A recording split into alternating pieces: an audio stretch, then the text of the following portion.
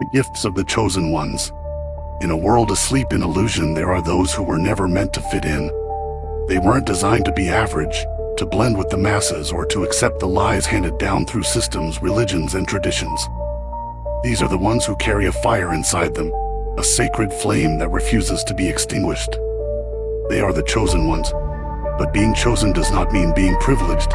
It means being tested. It means walking through fire before you ever see the light.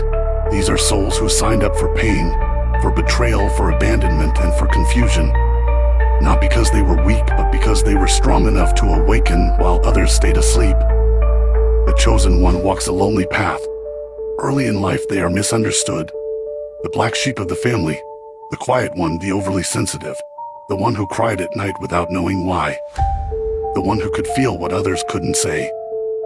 These were not weaknesses. They were early signs of spiritual gifts.